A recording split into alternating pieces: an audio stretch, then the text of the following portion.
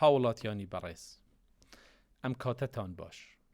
ئێستا کاتی خۆیەتی هەڵسەنگاندنێک بۆ وڵاتەکەمان بکەین. وەک سەرۆک وەزیران دەمەوێت ڕوونکردنەوەیەک دەربارەی ڕووداوەکانی هەفتەی ڕابردوو بدەم و پاشان باس لەوە بکەین کە چی بکەین. لەم ڕۆژانەدا خۆپیشاندانی ئاشتیانە و ڕەوا لەلایەن بەرژەوەندی تەسکی سیاسیەوە ڕەفێندرا. ئەو دەستە نابەرپرس و بێلێ پرسینەوانە هەوڵیاندا پێکهاتەی هەرێمی کوردستان لە بەریەک هەڵوەشێننەوە. ئەگەر چی ئەمە بۆتە هۆی دروستبوونی تووڕەی لای گروپێکی بچووک، بەڵام بڕیاری بەرپرسانە و میانە ڕەوانای زۆرینە سەرکەوت. چونکە ئێمە بە قۆناغێکی سەختی ژیانی سیاسیماندا تێتەپەڕین. جێی سەرسوڕمان نییە کە هەندێک کەس دەیانەوێ دەنگی ناڕەزایی خۆیان بەرز بکەنەوە.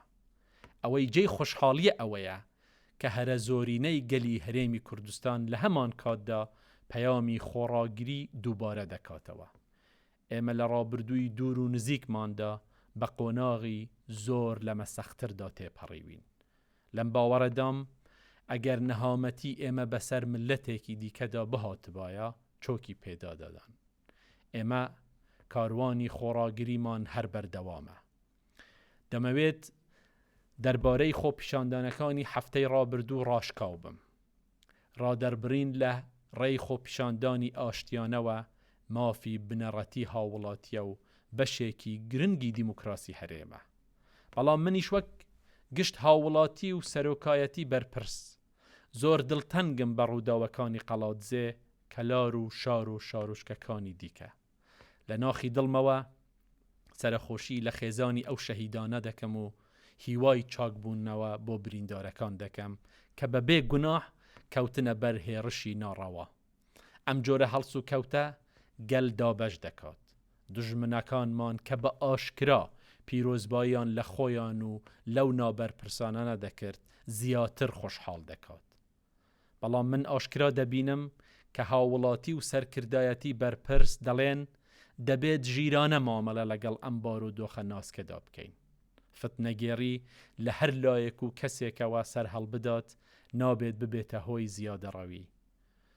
لێرەوە دەمەوێ سوپاسی فەرماندەی هێزی پێشمەرگە، ڕێکخراوە ناحکومیەکان و پیاوانی ئاینی بکەم کە داوای پاراستنی ئارامی و ئاسایشی هەرێمی کوردستان دەکەن.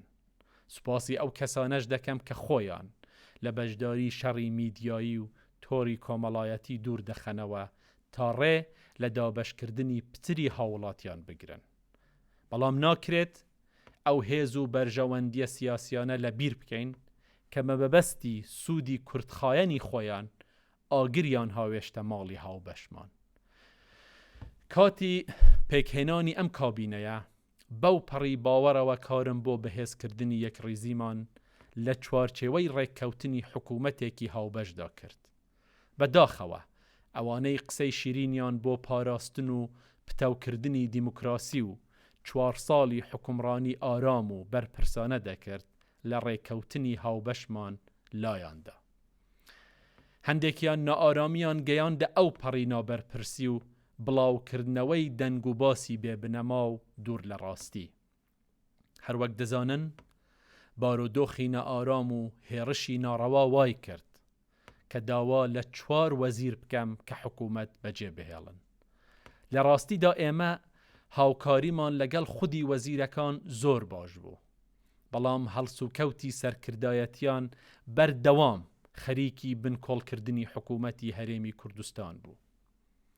وەک سەرۆک وەزیران نەدەکرا ئەو بڕیارە نەدەم. من دەزانم و تێدەگەم خەڵک نائومێدە لەوەی سیاسیەکانمان کاتێکی زۆریان بەسەر بردووە لەسەر وردەکاری سەرۆکایەتی هەرێم، لەوەی کە ئێمە لە بڕی حکومڕانی پتر سیاست دەکەین. هەندێک دەڵێن دەبێت لەسەر گشت وردەکاریەک ڕێک بکەوین، هەندێک دەڵێن با هاوڵاتی بڕیار بدات. هەمومان نیگەرانی ئەم دۆخە نالەبارەین. حزبی ئێمەش بەو پەڕی توانای خۆیەوە هەوڵ دەدات بۆ دۆزینەوەی چارەسەری گونجاو لەم بوارەدا. بەڵام نەک هەر چارەسەرێک لە قەیرانێکەوە بمان خاتە قەیرانێکی تر. من باوەڕی تەواوم هەیە کە دەبێ هاوڵاتی بە دەنگی خۆی بڕیار لەسەر پرسی سەرۆکایەتی بدات.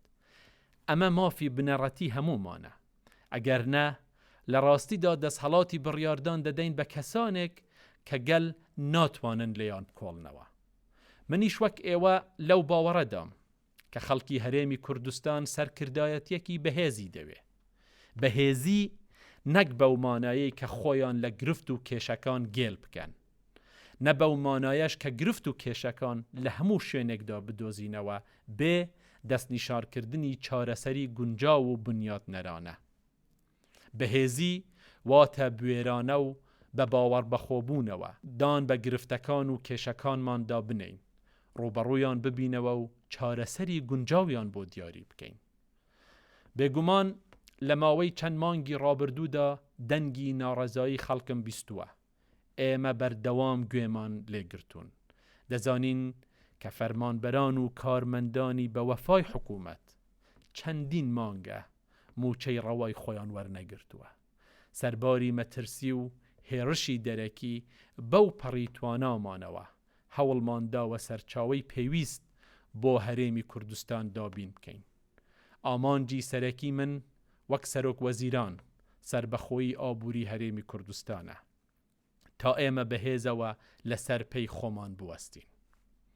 هەندێک سیاسەتمەدار هەوڵیاندا ئەم گەشتەمان سەختتر بکەن، بەڵام بە دڵنیاییەوە دەڵێم سەرباری دروستکردنی ڕێگیری لە گەشە و گۆڕانکاریمان ئێمە هەردەگەینە ئامانجمان. ئالەم کاتە ناسکەدا ئێمە پێویستیمان بە حکوومەتێکی سەقامگیر و کارە هەیە بۆ بەڕێکردنی خزمەتگوزاری و کاری ڕۆژانەی هاوڵاتیان. لە چەند هەفتەی داهاتوودا قۆناغی دووهەمی حکوومەت و کارە سەرەکیەکانی دەستنیشان دەکەین. هەروەها بە ئاسانی واز لە داخوازی یەکڕیزی گەلەکەمان ناهێنم.